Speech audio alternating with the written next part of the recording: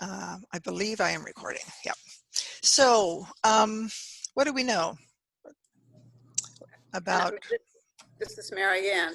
While I was talking to you, I just got an email from my friend in Taipei, and apparently everything is as usual there. Wow. Her son still goes to school, plays football, music, and dance, while my friends in China, the Chinese are used to wearing face masks. Yeah.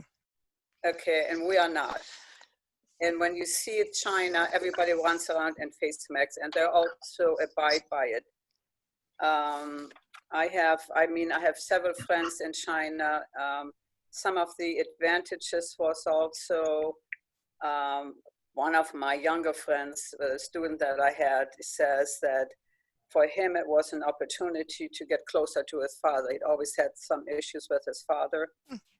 And he said, in fact, thanks to the virus, I got to spend 5 days with my dad, and my dad only, where we've been cooking, playing Go, watching movies, taking walks together. It is such a joy to realize that the more I spent with my dad, the more I like him. He's such an endearing, self-effacing, and clumsy man with a great sense of humor. Wow. Interesting. Yeah. Mm-hmm. Yeah, I mean, in that particular instance, it sounds like they are actually they're meeting person to person. Mm-hmm. But certainly I've been hearing lots of people having family reunions and on Zoom, like actually connecting in ways they hadn't connected, which is a surprising irony. We've been having family dinners Sunday night with everybody getting their meal and sitting in front of the Zoom camera and conversing. Yeah. Tina, how many people is that in your family? Well, it's my 3 daughters and their husbands. And okay, so that's a lot of people. We've just done one family, not a dinner, just sort of not even drinks, because one's in Malaysia and one's in, one's on the West Coast. And I guess we're just a loud, extroverted family because it was kind of out of control. Everyone was trying to talk at once, and there were some little kids and some older kids. And anyway, that's why I was just curious how that actually works when you're trying to have a nice dinner conversation. maybe your family's more civilized than mine. Well, we only have one little grandson, so he's the only disruptive one. Okay, thank you. I didn't mean to interject there. I just think that's what people are doing. I think a lot, Zoom kind of cocktails or get-togethers, and anyway. Yeah. I didn't mean to get off the topic. Yeah, that's a conversation. That's like a different, really good conversation to have of what's happening with connections, who you're connected to.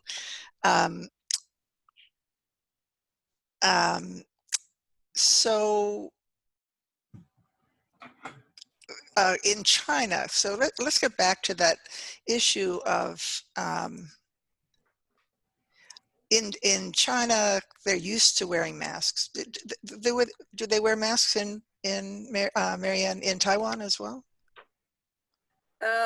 Yeah, I think most, I don't want to generalize it, but I think most Asian countries are more, I'm not sure about India, are so used to it because when I worked there, you saw them walking around all the time.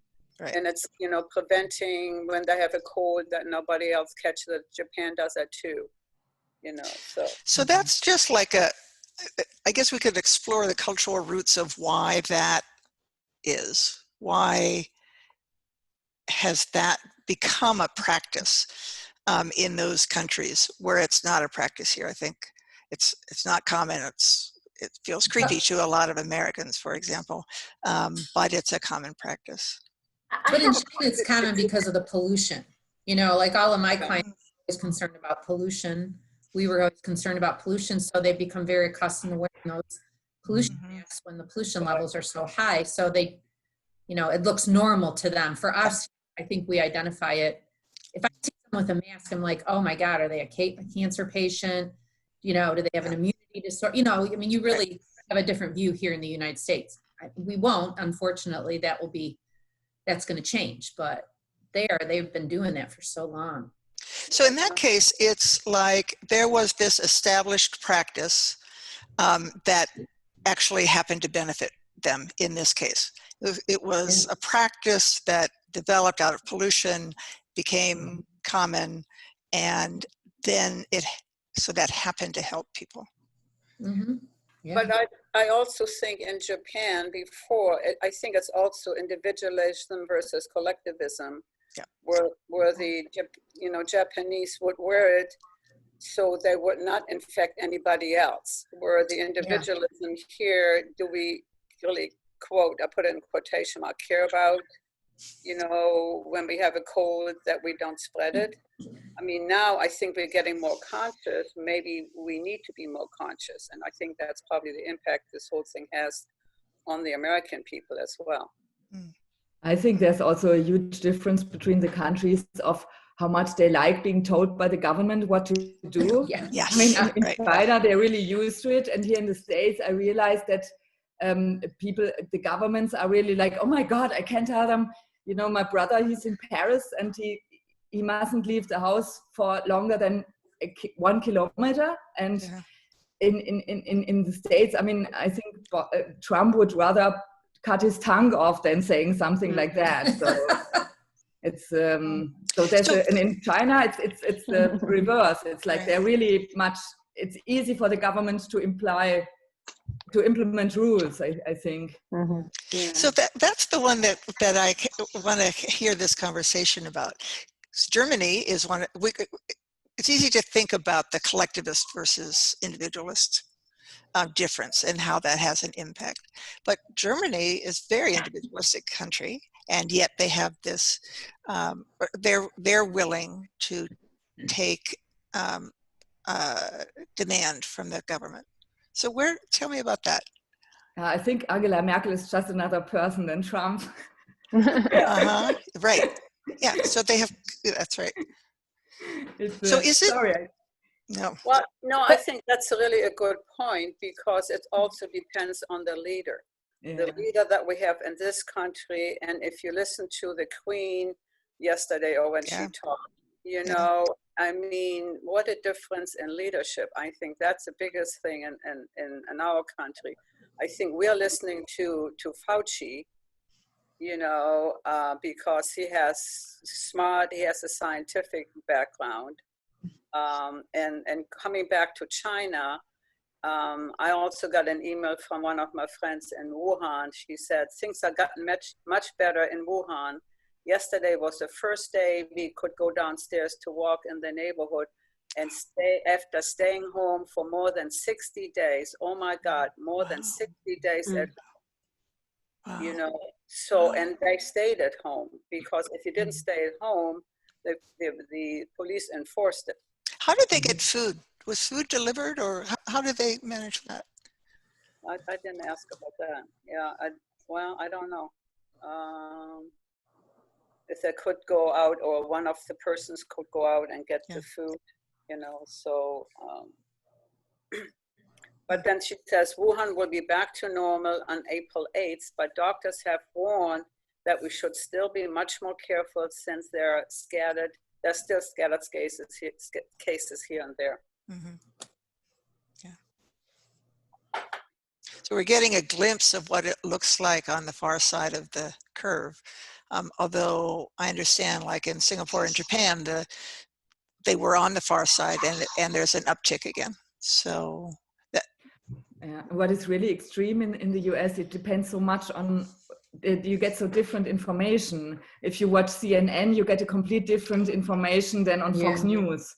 So I think it's because it's such a big country and it's hard to get everybody in one direction, maybe.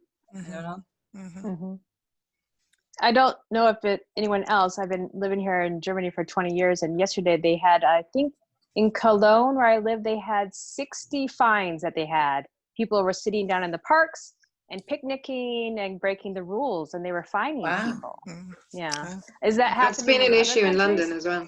Yeah, in London it has. Yeah, they've yesterday was really lovely weather, as similar to what it looks like behind you right now. And they were closing parks and things because people weren't abiding by the rules, but they're very, very, very reluctant to go the way of sort of Spain and France, because I think they know that culturally that's going to be a really tough ask, you know, to tell us that we can't go, you know, be the best judge of our own exercise and when to go for a walk, and to kind of the whole kind of approach here is to leave it up to you as an individual. And I think they know that's going to be, just intuitively, you know, that's going to be tough. I mean, my sister, who is also from London, is living in Spain at the moment, and she's finding it really difficult because they can't go for any walk. It's not even like France, you know, you can't, if you don't have a dog, all you can do is put the rubbish, the trash out, whatever, that's all you can do.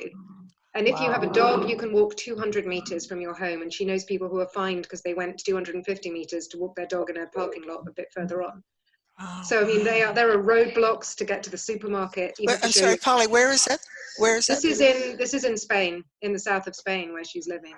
You have to, you know, you have to show your receipt to show you've been to a supermarket. So obviously, culturally, she's really struggling with that because, you know, she grew up in London. So it's a tough one, you know.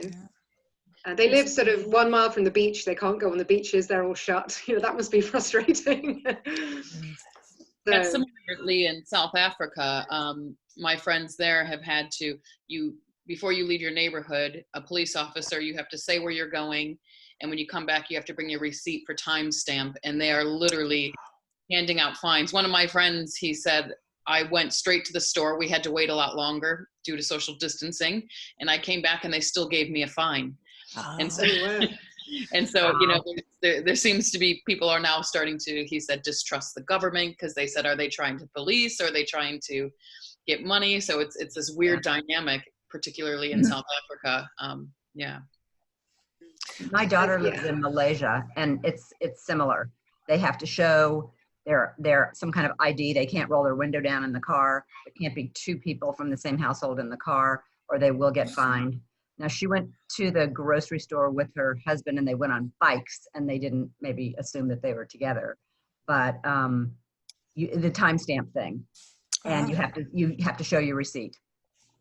She's in a huge Southeast Asian city. So anyway. Yeah, I do have family in Spain and in Italy. My wife is of Italian family, and they have kept increasing. Right now in Italy, it's a 3,000 euro fine if you are caught on the streets. Wow. You can only go to the hospital, or you can only go to the supermarket. Wow. And you have to go to the most immediate supermarket. You cannot just choose whatever you want. The interesting thing is they said there's plenty of supplies. They don't have any shortage. So they can find everything, but they're monitoring. And then like in certain places in France, for example, they're not, you can go out jogging, but by yourself. You cannot even go with your children. And you cannot go for a walk. So exercising is okay, but it can only be on yourself, full speed, not more than 1 kilometer. And if they catch you outside of that kilometer, then you can get fined. And then in Asia, in some of the places, in Singapore and in Japan and in China, it's up to you. I mean, of course, this is more upper middle class. They have cameras where you can scan yourself and you are tracked everywhere you are. So should you show any sign, they can even track exactly where you were and where somebody could be contaminated. But of course, that will be like invasion in privacy in the state. That will be totally against freedom and all that kind of stuff. So it's interesting to see all those dynamics. And then I'm originally from Mexico, and we have completely the opposite extreme. What's happening there? President, and he even called this an illness of the rich. So they're totally neglecting a lot of the low-income families. They say, no, we don't get sick. It's only the rich people who get sick. And they're very concerned that if this continues, if they get into the pandemic mode, it's going to be really, really, really bad in Mexico. So just so I'm not sure I understand that. Is it that the rich people are getting the attention and the resources? They are the ones who are doing what you're supposed to do. Yeah, But I see. a lot of people on day to day, they keep doing. I mean, they're trying. Finally, for example, a popular spot, and let me backtrack. In Mexico, for example, we don't have like different weeks for spring break. Okay. It's always Easter week. Everybody has Easter off traditionally. So there's some popular spots that and people go for vacation. So even though they say that the beaches were going to be closed, these popular spots are packed. I mean, you can see a lot of people going, and they say there's no hotels, there's no restaurants. Oh no, it doesn't matter. And then they say, well, some of the hotels are accepting people. So again, when it's lower middle class, lower class, low income class, you will find that people say, oh no, we don't get sick. This is fine. And the president is actually condoning that behavior. So in what way? What does he do? It's a really, sorry?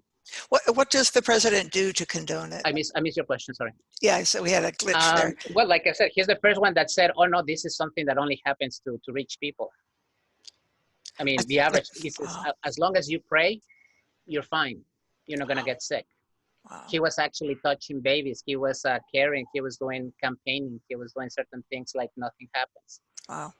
And so he's kind of promoting that behavior. And it's they're not taking it seriously. And just in the last 2 days, there were 600 deaths, but they're saying they're dying from pneumonia. So they're saying, oh no, this is not COVID-19. So it's getting a little, I mean, the misinformation is just ridiculous. But now they extended also to April 30th. And at least from middle class and upper class, they're saying that they're expecting that this is going to go to June for sure. So they're preparing for that.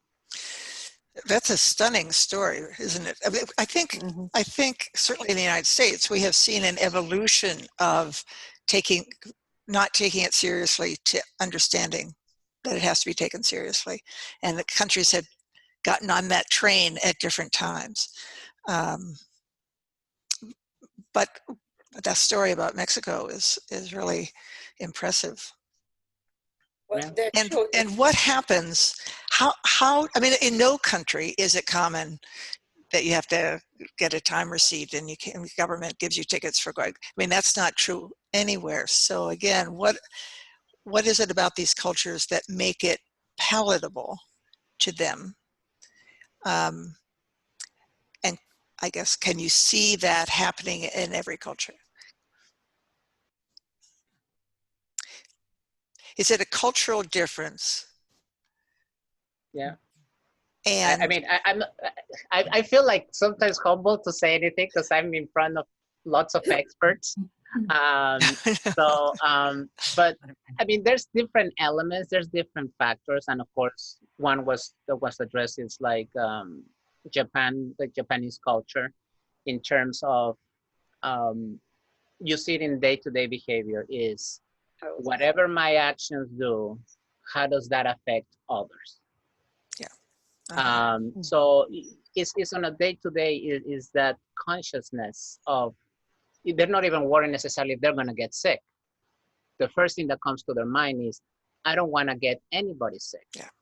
So that's a great point, Ricardo. What's the person's stance? Am I trying to protect others, or am I trying to protect myself?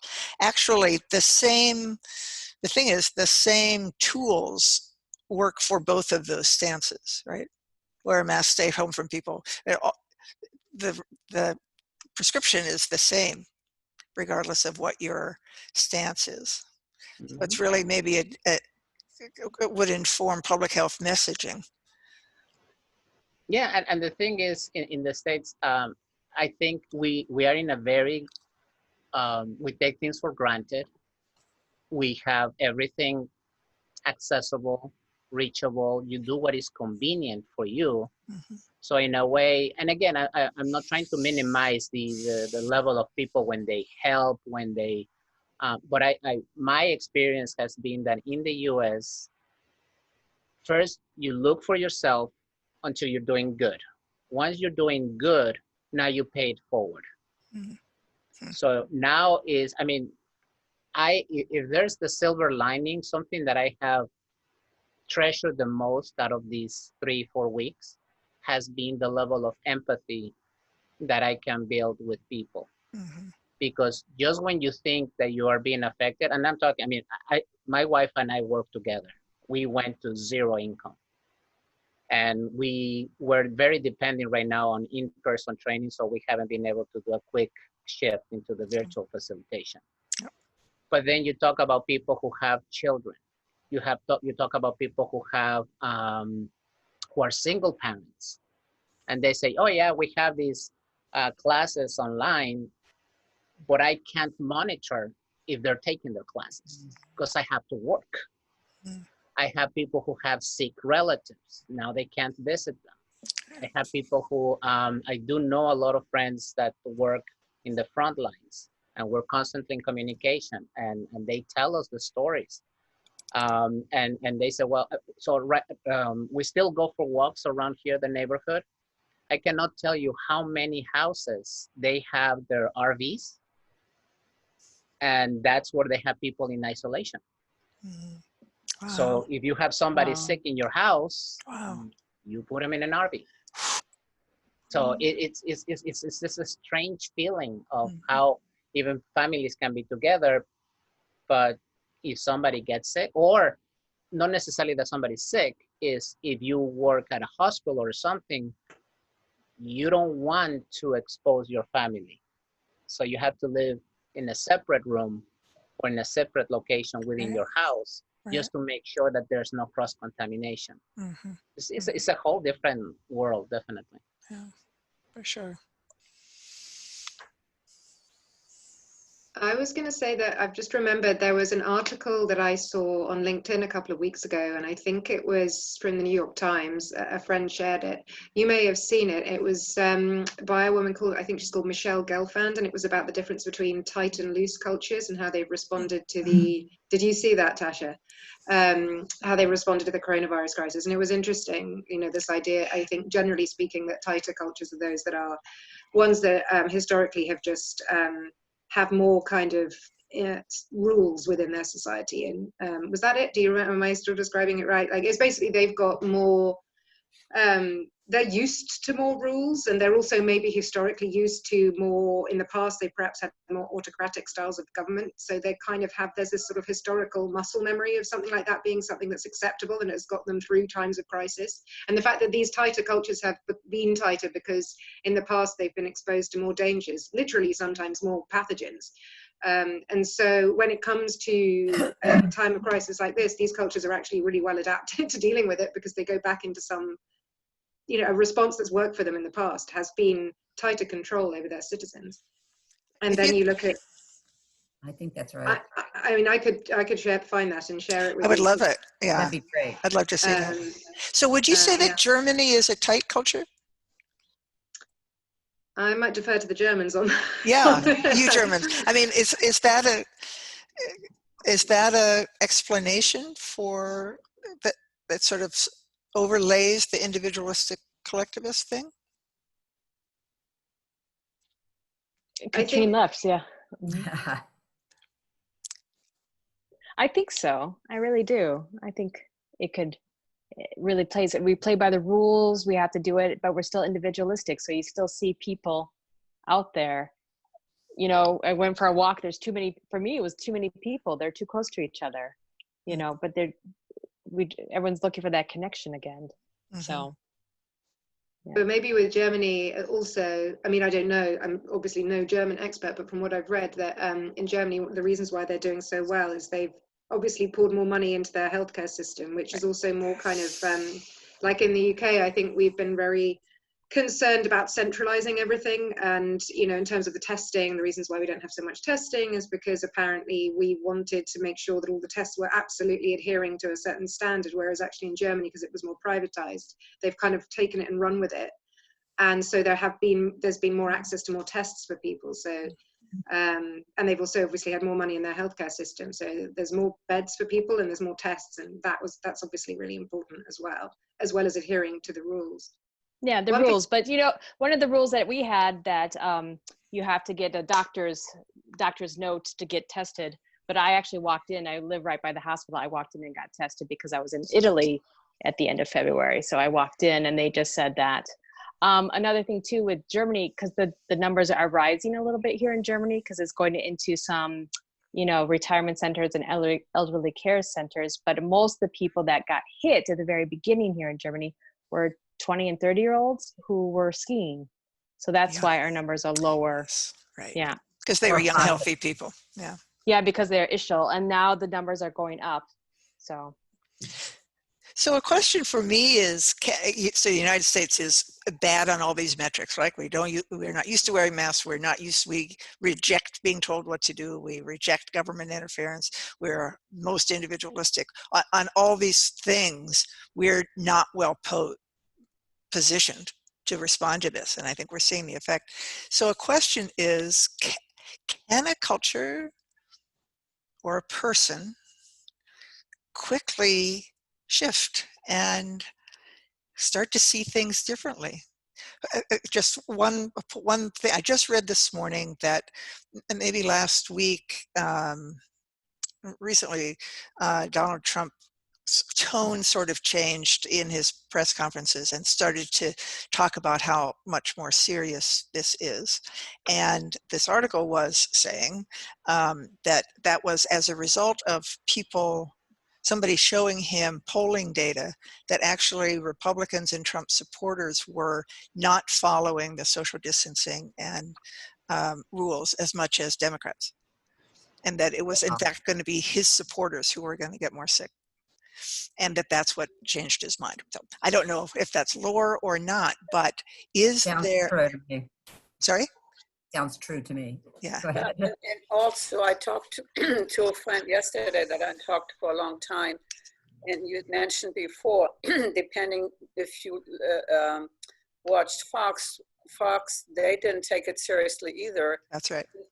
This morning on CNN, I watched how they had all the dates and starting in January when the president was informed, when you know everybody was informed, how long it took, and the president didn't take it seriously. Like Claudia was talking about Mexico. Yeah. You know, he didn't take it seriously, and I think he's now taking it more seriously, but still not seriously enough. He doesn't set an example. He doesn't want to. He doesn't want to wear a face mask. Yeah. So I was going to say, on the subject of the masks, I've been really interested because we have the same kind of objection to a mask here. It just feels a bit weird. You know, a few people went out and got them, and then it's easy to say, oh, they've run out. I can't get one anyway.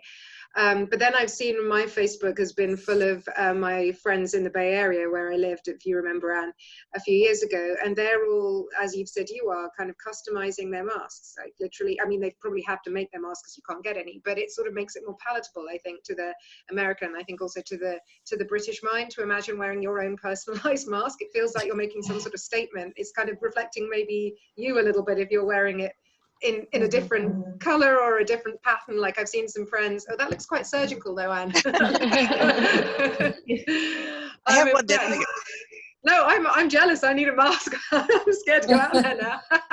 But I'm just saying, I think it's quite fun. I've seen friends with their sort of customized bandanas and, you know, kind of, if I'm going to wear it, and they're sort of posting pictures of themselves, and it's a little bit like, okay, if I'm going to wear it, I'm going to make it my own kind of thing. Well, I don't mean to be disrespectful for multitasking. I just need to make sure, because there's some, like I said, I do know people who are sick and things. So I'm just checking emails to make sure that everything is fine. But I just got an email from, if you know the app Headspace. Yes. They just made it available for free as well. If you want to try it, it's a very good tool, especially if you like meditation and self-focus and mindset and mindfulness and all that kind of stuff. It's a very good app. So they just made it also available for free.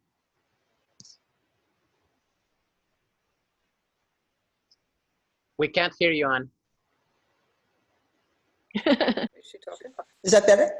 Yeah, we can hear you. Oh, sorry. I know when I went to get my mask, I pulled out my. Maybe that's the way to the heart of the individualist.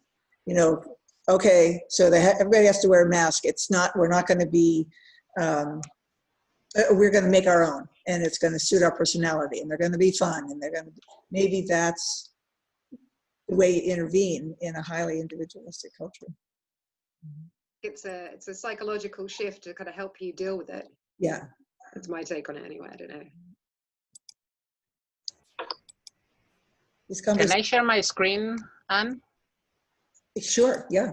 I don't know if you have seen, I got this chart from India. We're not seeing it yet. I will put in a second. Yeah. I have tried to get what's the source. I don't know who created it. And everybody who shared it says, yeah, it's going everywhere, but I haven't. But I thought it was very cool. Let me see if I can.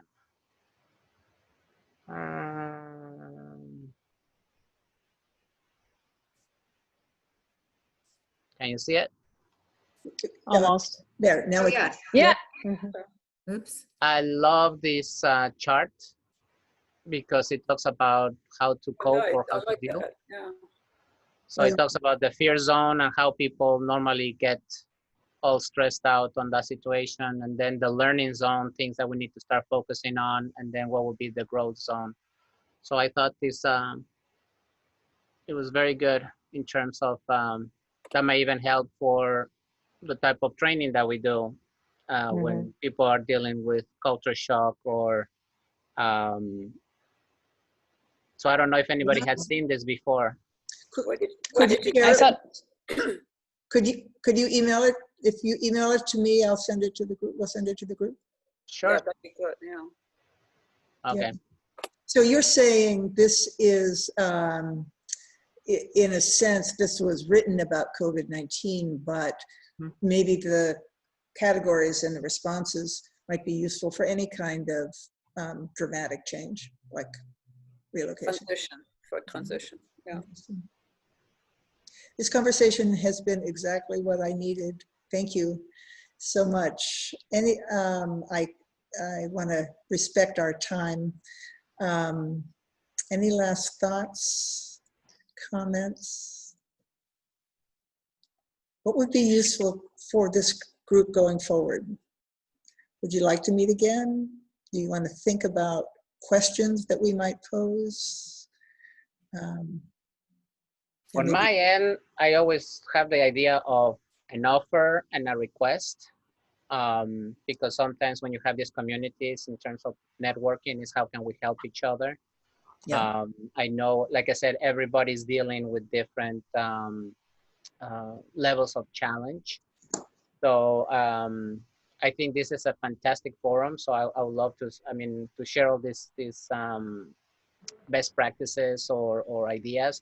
But also, if anybody needs any support in terms of, as for resource consultant for any type of program that you do or virtual delivery or anything, I'm more than happy. And same thing is kind of a request and offer. But I'll be more than happy to reach out. Or if you have anything that you want to develop in terms of understanding Mexico or perspective, I led a team in India. There's a lot of different things that I'm familiarized. If I can help, even just sharing knowledge, you can count on that. That's wonderful, Ricardo. In fact, we had been talking about that.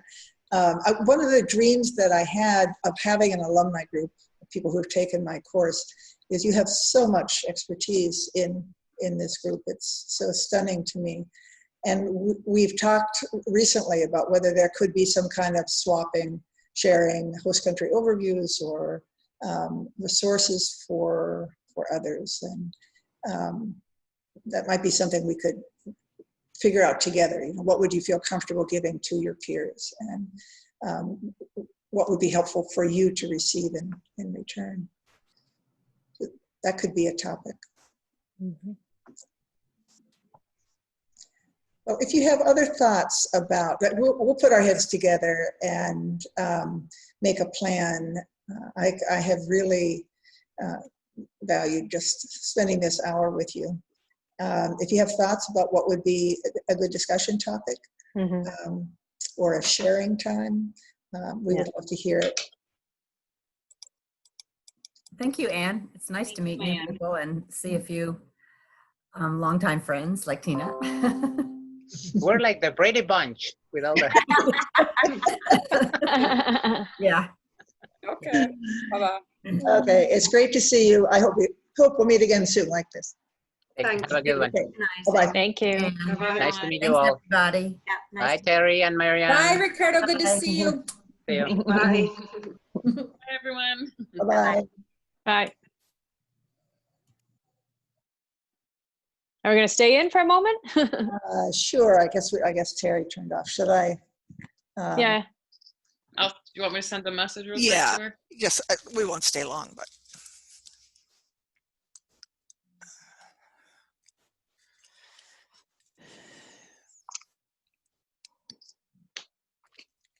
And I can Yeah. see your bottle of wine behind you. Do you know, I thought of that. And can you see what kind it is?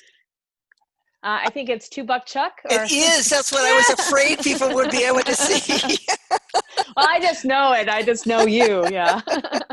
That's exactly what we drink. And it actually occurred to me, oh my God, I hope they think it's some expensive French wine.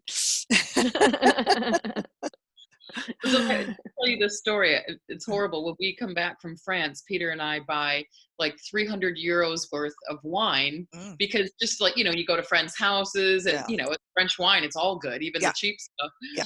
When we go through the checkout, the people looking at us are like, like we should do separate lines. Right. Yeah. Split it up. Well, we may have lost Terry. She may have gone to, oh no. Oh, here she comes. Yeah. Back. Yay. Yeah. Hey, Terry. Hey. Sorry, we just thought we'd just debrief for a minute or two. No, that's a great idea. Yeah, I didn't mean to click leave. I was clicking around. It's okay. We can't see you. Do you want to put? Okay. Okay, great. So, what do you think? Oh, we're still recording. Oh. Presumably, we can. How do I stop? I think you press the record button again. I'm at the not. bottom. I'm not seeing it anymore. Oh, here. Stop.